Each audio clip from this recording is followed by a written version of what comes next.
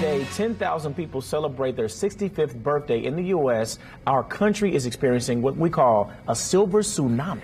Are you prepared for the inevitable growing older? That's the purpose of this book. Age is just a number, a geriatrician's secret for getting the most out of life.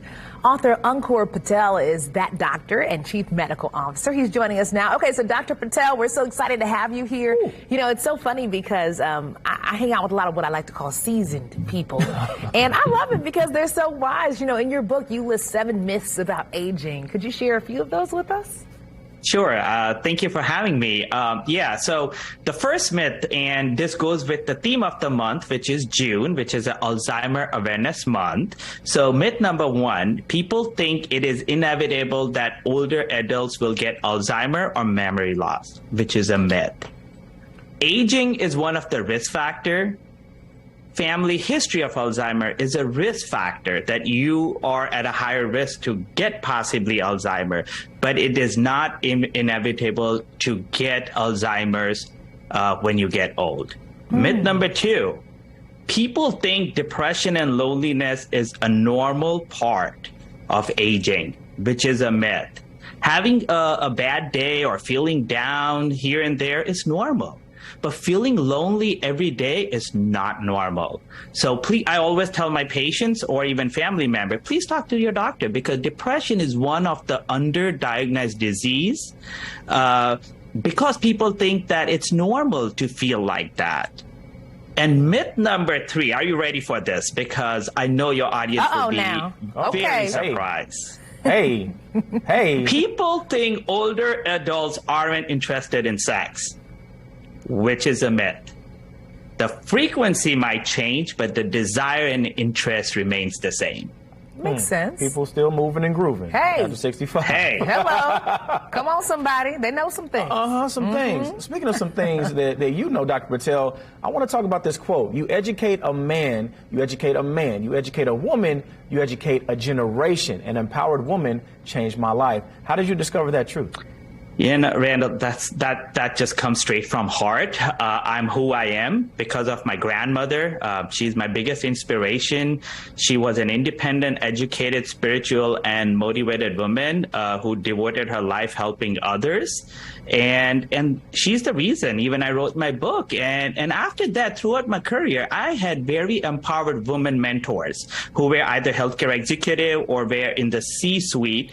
And I followed their life. And it was incredible to see how they were balancing their work, which is very stressful, their family life, especially caring for their children and their aging parents, and come to work with that energy and smile on their face. And I've always seen that how they empower their children. And I've always seen that most of the educated women empowers their kids, and it changes the generation. How my grandma changed our family, and all her grandkids are very successful. And I think that just comes from heart, that when a woman is educated and empowered, it changes the generation. I like that. I like that. My goodness. And you know, when it comes to keeping people who become caretakers from burning out, what do you say about that? So, you know, that's very interesting, because I always say healthy caregiver equals to healthy patient. I have seen hundreds of caregivers crying in my office.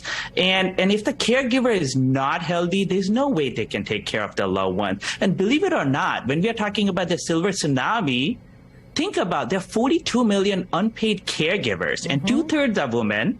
1 in 4 caregiver report financial hardship, and over half of the caregiver indicates decline in their own health, compromising their ability to care for their loved one. And I say caregiver burnout is real. And that's where I always tell the caregiver, and my job as a doctor is, as much as I care for my patient, I need to care for my caregivers. So there's a lot of things caregivers can do to prevent those burnout. And I always say is, number 1, it is okay to ask for help, because caregiver feels like they got everything under control. They don't need help. They don't want to bother their family members and friends. So they say that, oh, everything is under control, but it's not. We all need help. And it is okay to ask for help. And to the audience, I would like to say that if you know a friend, colleague, family member who is a caregiver, they all need help. You can surprise them with 2 hours of a break that they can take. Ask them for, help if they need, because even if they get uninterrupted break for 2 hours, they can go to a grocery shop and peacefully do their groceries. That itself is a big deal for a caregiver because they do not get a mental break. That's a big one. So try Dr. to help Patel, caregiver. thank you so much. Yeah, so much more, guys, is in the book. Age is Just a Number, a geriatrician's secret for getting the most out of life. Dr. Patel, thank you so much again for your perspective. Thank you for having me.